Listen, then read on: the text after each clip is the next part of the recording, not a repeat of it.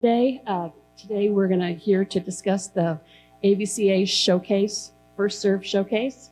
It's an event that they've just revived after a time of not having it, and it'll be the first volleyball game in the country, Division I, and it'll be August 27th here in the Yum Center.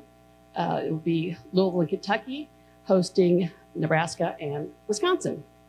So it'll be the first serve here, and then of course in December we will have the Final Four here, the national finals here, and so it'll be the last serve of the season will also be here. So it's kind of an exciting time, and we have both coaches here from Kentucky and from Louisville to discuss, and we'll open up for questions. An opening statement about how exciting it is, each of you, to be in the state of Kentucky with volleyball here. Well, a huge thank you to the AVCA for making this happen. And I remember when I was a player way back when they had this event, and it was a huge deal to be invited. And every year it's like, who's going to get invited to the AVCA Showcase? And those are teams that are expected to make a deep run. And so it was a big, big deal. And so when it got brought back and we were invited, I was so excited to, number one, be invited, but number two, to have the opportunity to host it at the Yum Center where the Final Four is going to be. And it's just an amazing time for volleyball in our country right now, and an even more amazing time for the city of Louisville when you look at the 2024 season as a whole and what we can do as a city to help grow our sport and promote all the amazing things that are happening in the sport of volleyball. So again, I want everybody to know across the country, but specifically here, just how big of a deal this showcase is. It's meant to be a big deal. The TV production is going to be fantastic. Just a lot of really amazing opportunities for our players and the sport of volleyball. Yeah, just again, thank you to Jamie Gordon, the AVCA, for putting on this event. To give it rebirth from the time it was happened before, because it was such an amazing deal for our sport, but also the teams that got the opportunity to play and be in the first matches of the season. And also want to thank the Yum Center for being a part of this and putting this on, because showcasing volleyball in the state of Kentucky is a huge deal for both Dani and I, and for us to have this opportunity to play the first match of the season against two great teams and to kick off the season is incredible. Another first, what I learned today, is the first time ever that a match is being played on ESPN in the month of August. So there's so many different firsts that are happening in our sport right now. So many athletes are playing this game. We were just in Las Vegas recruiting at the national championships. It's amazing how many elite players are playing this game in every state in the country, but also the state of Kentucky, and we can't be more excited to be part of this event.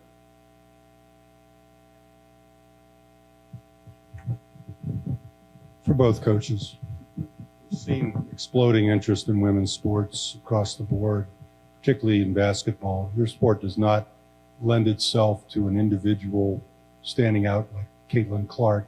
Is there a way to capture that kind of interest and maybe propel this to the next level? I think what we're doing right now is a big part of that. We're having a pre-promotion press conference for this event. And so people's names get out there, more people recognize our players' names and know who they are. And the more opportunities that our players have in front of the media, the more opportunities we have to talk about them and for them to showcase themselves in a national audience on ESPN will give us a better chance. I think we as a sport and coaches, we need to do a better job, but I think opportunities like this make a difference. And for more people to see them on national TV like they have the last couple of years. And, Caitlin Clark's a once in a generation type of player. And we have great players on our team, 3 that were just named preseason All-SEC, and DeLay and Grome and Bevan being from right here in Louisville. And Dani has great players too. So we need more chances like this. It's interesting because I've been talking about that a lot just in these tournaments with other coaches, how volleyball is a tough sport to showcase one player. But I do think these events, and the more eyes we can get on our sport, the more opportunities we have on TV, can showcase that it's a great team sport. And that's why volleyball continues to grow when, women's at the youth level, and women's basketball maybe is not growing as much, because kids want to play it because it's social, it's fun. it's the ultimate team sport. And I just think we need fans and media to like understand the rules, and the more that we can be on TV, the more people will begin to understand the ins and outs of the game of volleyball. It's for both coaches also. Could you speak to what you hope to accomplish, or what you hope to accomplish with your teams regarding the coming season with this tournament? You know, one big thing about being invited to this is teams that expect to be making runs late in the season. So, you know, I know we expect to be making a run and putting ourselves in an opportunity to be in the Final Four. And this event is an opportunity to do that, just with the teams, the caliber of teams that are playing, and the chance to compete at the highest level and get some signature wins. So. Yeah, I mean, we always want to play good teams at the beginning of the season, and when we got invited to play in this, it was a no-brainer because there's no better measuring stick for you to make a run in December than trying to play against the best teams now. We play against the best teams now. We know what we need to do. We know how we need to improve. We know what we need to continue to work on. So, you know, we're always, you know, have an expectation to compete for SEC championships and give ourselves a chance to compete for a national championship in December.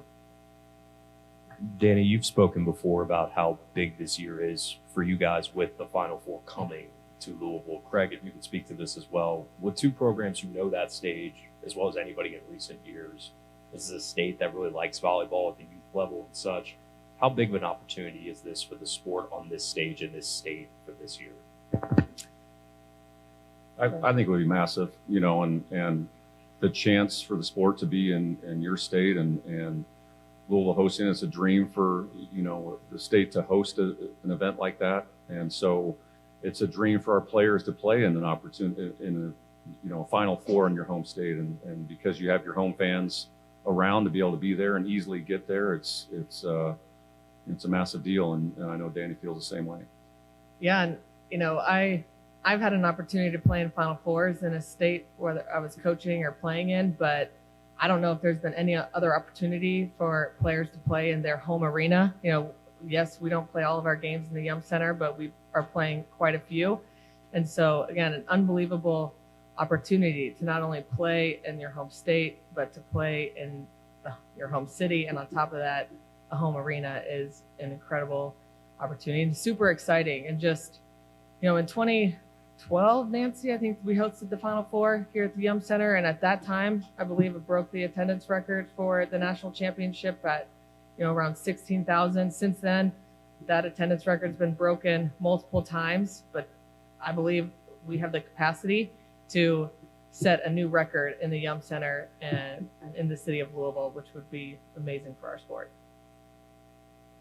I know it's still pretty early, but how excited are the players for this opportunity since it is here in the state for Coach Skinner and home for Louisville? Yeah, they're fired up. I've been texting with some of our leaders, and you know, we don't have summer access in our sports, so we don't necessarily get to know what they're doing. But I'm just like, we're 3.5 weeks away from starting. Like, are we ready to go? And I know Anna DeBeer is one I was texting with, and she's like, I'm already getting nervous, but it's the good kind of nerves. And so I know they're fired up for this season. Yeah, I think, you know, when we first got invited and told our team about it, that, you know, you can just sense and feel their enthusiasm to be an event like this. I mean, because they're one of, I guess, 60 athletes in the country that get to do this, roughly. And so it's just another talking point throughout the summer, another hard workout this morning. What are we going to do in this workout to help prepare ourselves for the opportunity to play in that match on ESPN, you know, on August 27th? And on that note, you know, again, thank you also to the AVCA and NCAA for granting us a waiver to start early for a longer runway to practice. Our sport has been hindered by the opportunity to train and practice and get ready for our season because we've only been allowed 14 to 17 days, it seems like, the last few years, and now we're up to 22, which is a significant deal for preparation, athletes' health, and, you know, the ability to not only train but also recover during our preseason to be prepared that first time. Again, if both of you want to address this, what do you think? You mentioned 2012, last Final Four. What do you think has driven the popularity of volleyball since then in the last 12 years? Number one, I think the participation continues to grow at the youth level. So, you know, young kids are starting to watch and play more volleyball, and that's at the girl and boy level. I mean, the state of Kentucky just sanctioned high school boys volleyball. So, I mean, it's all ages, all genders. So I think that really helps. But I do think the boom of social media has helped our sport, and we have amazing women that represent our sport in pretty incredible ways. And I think, younger people are seeing that, and then they want to see these players live. So those are just two things that pop in my head. Yeah, I think the work of coaches like Dani and the other top coaches across the country in our program, we've worked very, very hard at trying to grow the game at the youth levels. And so that has happened over the course of the last 10 to 15 years. I think one thing I'd like to point out about the growth of volleyball is it's been an organic growth. It's been because of the sport of volleyball, not because of a comparison to anything else. And so there's been a lot of work by the AVCA, coaches associations, coaches themselves, players, that all of a sudden they're watching the sport, they're so fascinated by it. And then we get to be on TV more often. So then they see it, they understand the rules a little bit more. Also the success of our national team, they won their first gold medal ever in Tokyo. So I think there's several reasons that we brought up. It doesn't seem to be slowing down. Our camps are sold out. I'm sure Louisville's camps are sold out. I mean, there's just no room for us. And so that tells you a lot about what the push is. The success of both of your programs kind of exceeds the population base of the state of Kentucky. Is there something specific about the youth programs here that enables you maybe to exceed what might be your expected place in the firmament? That's a good question. I do think the youth volleyball is pretty amazing in the state of Kentucky, and specifically in the city of Louisville. And kids start playing when they're 5-6 years old, and then we have this amazing recruiting base that's within 200 miles of players that have been playing for a long time. So I do think that it is important, but also the investment. I know for Louisville, and I've seen it at Kentucky, it's just the investment of the athletic departments to put volleyball at the forefront and to make volleyball, a big deal. That certainly helps drive success. Yeah, I think there's an investment. There's also no professional sports in the state of Kentucky, which I think helps draw the attention to Louisville volleyball, Kentucky volleyball. I think Dani was a decorated player and came from a decorated program. I came from a program that had a lot of success. So we know a lot of people around the country involved, and I think they know us. So they're, excited to send players to programs like this where they can thrive. Talk about some of the connections that you all have. Dani played at Nebraska. Louisville played Wisconsin in the national semifinals. You were at Nebraska. You have connections to Wisconsin. Just talk about how some of the things you're looking forward to, and maybe some of the rivalries that might be personal as well as coaching. It is funny because we don't talk about it a lot, but Craig was actually my assistant coach when I played at Nebraska, and John Cook is still at Nebraska, who Craig worked for and I played for. So there's that whole coaching. I could tell you a good story about recruiting Dani in her high school, and all the lights went out. So they wanted to stop the game. No, it was basketball. No, I guess it was volleyball. I mean, there was probably like 20 people there, but yeah. So a lot of really fun connections, and I think it's just a group that's really proud too of what we've been able to do and how we've been able to help each other. And I remember Craig giving me some of the best advice when I first took the job at Louisville that I still talk about a lot. And obviously I still have a good relationship with John, and I know Craig even has a connection with Kelly Sheffield. So there's a lot of connections. They go deep. How much time do we have? Yeah, and I think you probably see the passion and energy that all programs exude, and when they play and train and practice. And I think that all coaches are good thieves, and we steal things from the coaches we work with and work against. And so you try and find a way to get the upper hand. And but we learned from really good coaches, and Kelly Sheffield came from the same coaching tree that I did in Muncie, Ball State area. And I was lucky enough to work for John my first job making about $12,000 a year in 1994, and then I quit on him, and he actually hired me back to go to Nebraska. So I'm thankful that he saw through that period of my life. But it's pretty unique situation for sure in this environment.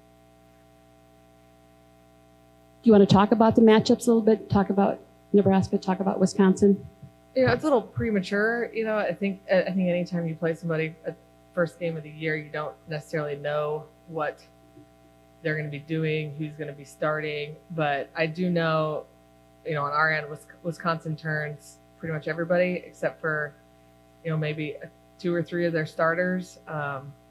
And we lost to a lot of those players in 2021 when we were in the Final Four with Wisconsin. So we have played some of them that are still there. We are returning a lot of our players. So again, I think on our end, the matchup of going to be some very, very experienced players with some new players sprinkled in. Yeah, I think it's similar. It's hard to predict. I mean, who's there, and Nebraska's good every year. They bring great athletes in every position, and they return a lot and bring in some new ones. And we have a great core returning, and also some new ones that are going to be helping us this year. So it's hard to predict. I know it'll be high level, and I imagine it probably won't be the smoothest of matches for all 4 teams because it's the first match of the year and adrenaline's going, and probably be some errors and mistakes, but also be some extremely high level plays happening. So it'll be fun. Just be patient with the missed serves because there's always a lot on the opening. You're sitting in the first row on the end zone. Watch out. Yeah. So since we can't talk about the other 2 teams because we really don't know a lot about them yet, how about talking about both of your teams, what you have coming back, and specifically what you have new coming in as far as your, who are you excited about on both sides as far as new additions that you've added to the team, and talk about your depth and expectations there from returners and new players. Well, we have a core of 3 returning all SEC players in DeLay and Emma Grome and Eleanor Bevan, and and a core. We have a couple redshirt freshmen that didn't play a whole lot and get a lot of playing time for us, and Brooke Bultema and Jordan Daly, and freshman class that came in: Asia Thigpen, Kennedy Washington, Hannah Benjamin. Hannah unfortunately won't be playing. She hurt her knee in May training for Japan, but Megan Wilson, a 6'4", opposite player, who came to us from Oklahoma. Backcourt is very good that we typically have at Kentucky, like Louisville. So a good core of returners, but also some fresh faces out there. And luckily and fortunate for us, we had a 10-day trip to Japan in May to kind of see what we have and the things that we're working with. And you always see some really cool things and some similar things that we need to work on. But it's going to be an exciting group to watch. Yeah, we're very excited. We returned 6 of our 7 starters, and we lost Iko Jones, who was like a 10-year starter, it felt like. So she is done with her eligibility. She's not still playing? No, she's done. But really excited about our returners. And we had, Anna DeBeer decided to use her, COVID year of eligibility. And I think a big part of that is because the Final Four is in Louisville. So she's, pretty motivated, along with Elena Scott, who's from the city of Louisville. It'll be her senior year. And those are 2 very familiar names for our program. But even, the middles, I thought PK and Kara Cressy really progressed throughout the year last year, and they were new to starting. So I'm very excited to see them this year starting where they left off last year. I think we can expect them to make a jump in their play. And then we added, probably the most talented freshman class we've ever had. It's just, how are those pieces going to fit in? I don't know yet. We took a foreign trip last year, so I still am unsure how they're going to fit in, but I know they're going to add some amazing depth and some amazing roles into our team of returners.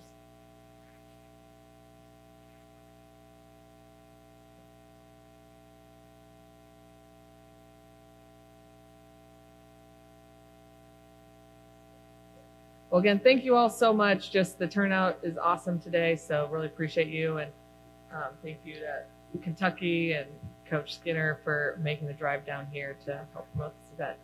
This definitely means a lot for our sport, for sure. Thank you.